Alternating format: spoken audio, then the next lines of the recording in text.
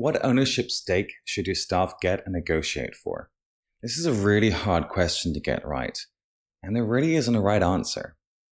Whilst there isn't a perfect answer, there are wrong answers. Too much or too little. Founders frequently give out equity grants that are too generous or too stingy. Getting into Goldilocks numbers is surprisingly hard. I would argue it's better to err on the side of stingy. Short of firing people, it is impossible to effectively claw back shares when a grant was too large. By granting a smaller share initially, you can always top up the grant to compensate for higher performance, promotions, and even demotivated staff. There are 4 common problems with startup job offers. Let's go through each of them. Firstly, your offer is too generous.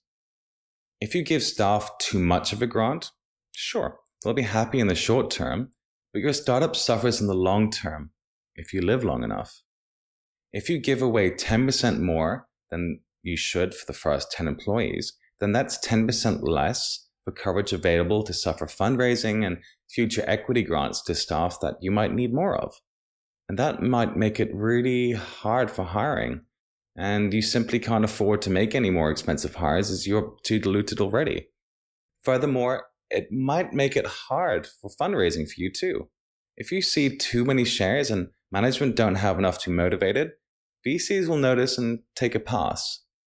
I haven't experienced founders giving too many shares to staff before, but I have seen them give too much to angels. And I mean like 40% plus. In these cases, it's an easy pass. Or you have to go to the trouble of forcing a recapitalization, which only sometimes those angels will accept. It's a pretty annoying situation, to be honest. Secondly, your offer is too cheap. In this case, the massive amount of time you're putting into finding and interviewing staff is a waste of time for all concerned. The staff is initially excited to join, thinking they got a sweet deal or simply couldn't get a better offer, but then finds out your grants are way below market and they have options in the future. But even if they take the offer, you have a poison chalice. It's hard to retain them because they'll either resent you once they realize they're being played below market and create culture problems, or they'll just move to a company that pays better once they've scoped out the scene.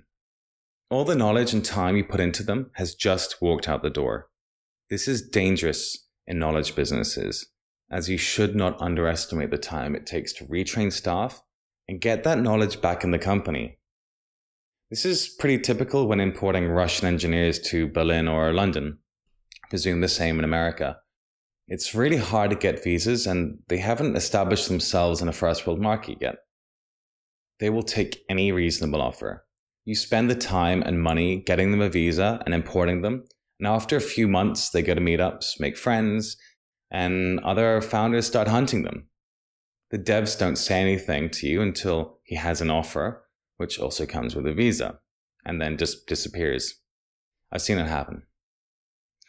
The other issue with the revolving door of talent at the lower end is managers will get sick of having to train junior staff and manage them. When I was in M&A, I can remember my VP told me he couldn't be bothered to help us analysts, as he would only make us marketable and we would leave to Goldman Sachs like the other analysts each year. It is silly, but the human factor is real, and you need to be cognizant of such things with your managers. Thirdly, the staff expectations are too high. Like the cheap offer we just discussed, the interview process is probably a waste of time again. The product manager lives in la la land and doesn't get it. They're likely to pass one good offer after another before realizing they have totally out of market expectations and need to parachute out of their near orbit. This is hard to solve for, but you can filter for it very early on. I highly recommend asking for their package expectations at the first interaction, or even at the first email if they're comfortable to share. Often they are. A lot of people don't do this as they are embarrassed, but it's totally stupid. I was once asked to do a final interview and found I was the only person that had asked their package. After spending 2.5 hours, I found he wanted $260K and school fees for 2 kids. And he wasn't flexible. There was no way we were paying that at the stage we were at. Total waste of my time and his. In another case, I was looking for engineers and had an application from Malaysia. At manager level, she was working for the big oil company there. She told me how much she wanted to join me, so I just said, to expedite things, how much are you looking for? On LinkedIn. She sent me a list of expectations, including relocation costs, free flights to check out the country, to look at schools, the healthcare, the school fees. I mean, the list went on and on. I mean, I just broke my ass laughing out loud in the office. I mean, only multinational oil companies do this kind of stuff, and not really anymore. I saved my team and I a whole bunch of time from interviewing her. Fourth, and finally, the employee's expectations are too low. This might seem like a great outcome, but it's the same outcome as a cheap offer we just discussed. It hurts long-term retention and it builds resentment among employees. They may not think they can get much at the start, but over time, particularly if they're big contributors, they realize they don't pass the McDonald's test and anything is better than this, particularly if they aren't happy with the culture, their decision-making ability, and other related factors. The McDonald's test is a joke we had in M&A. We were working 110 hours a week and obviously not happy about it.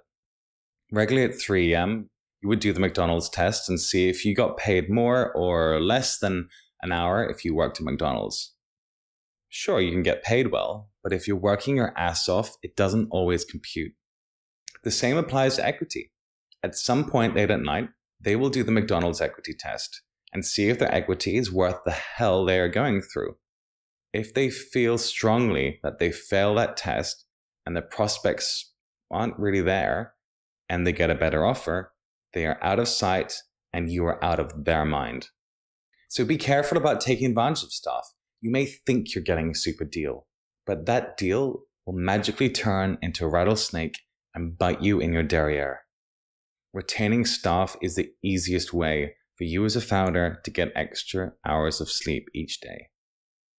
So, these are the min-max outcomes, which are worth knowing, but they're not really useful, right? What you need are some benchmarks. We're going to get into those in the next video.